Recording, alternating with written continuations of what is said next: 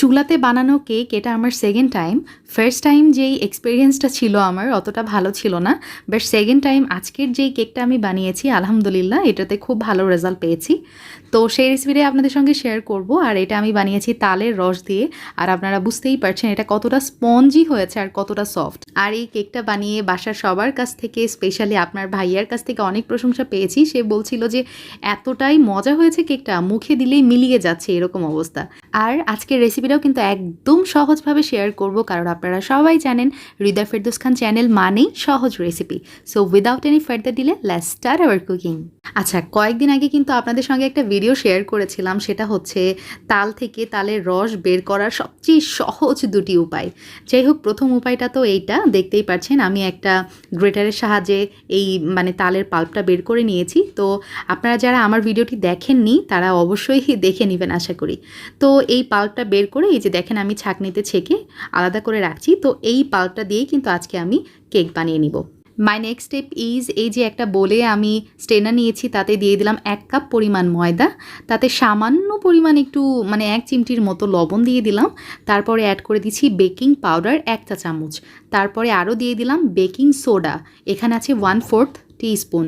এখন অ্যাড করে দিচ্ছি গুঁড়া দুধ, এখানে আছে 4 টেবিল চামচ।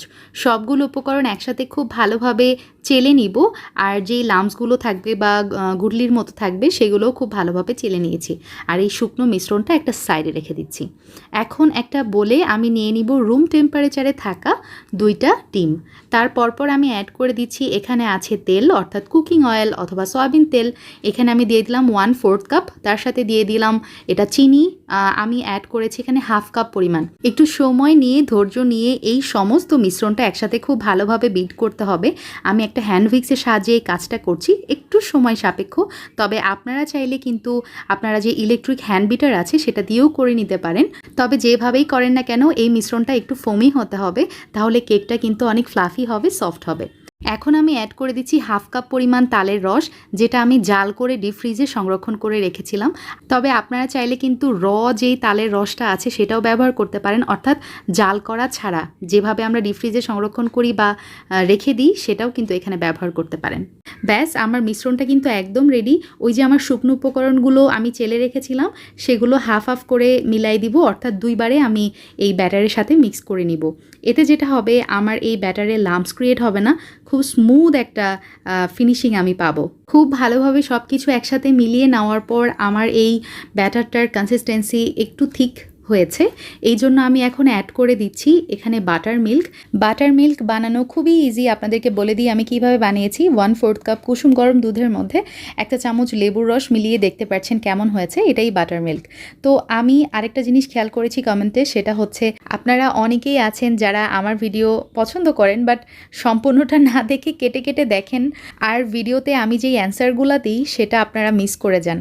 তো এই জন্যই বলছি, ইটস আ রিকোয়েস্ট, আপনারা ভিডিও সম্পূর্ণটা একবার একটু কষ্ট করে দেখেন, তাহলে আশা করি আমার ভিডিওতে সমস্ত কোশ্চেনের অ্যান্সার আপনারা পেয়ে যাবেন ইনশাল্লাহ। একটা কেকের মোল্ড নিয়েছি এবং আপনারা খেয়াল করেছেন নিশ্চয়ই আমি তেল ব্রাশ করেছি, তারপর ময়দা চারিদিকে ছিটিয়ে নিয়ে একটা কোটিং করে নিয়েছি এবং তার মধ্যেই কিন্তু আমি এই যে আমার কেকের ব্যাটারটা ঢেলে নিলাম। একটু ট্যাপ করে নিচ্ছি যাতে করে ভিতরের বাবলসগুলো বেরিয়ে আসে। এখন একটা পাতিলের মধ্যে আমি কয়েকটা টুকরো কাগজ দিয়েছি। এখন তার উপরে বসিয়ে দিলাম একটা স্ট্যান্ড এবং ঢাকনা দিয়ে আমি এই পাতিলটা 10 মিনিটের মতো জাল করব মিডিয়াম টু লো আছে, ঠিক আছে, যাতে পাতিলটা খুব সুন্দরভাবে গরম হয়ে যায়।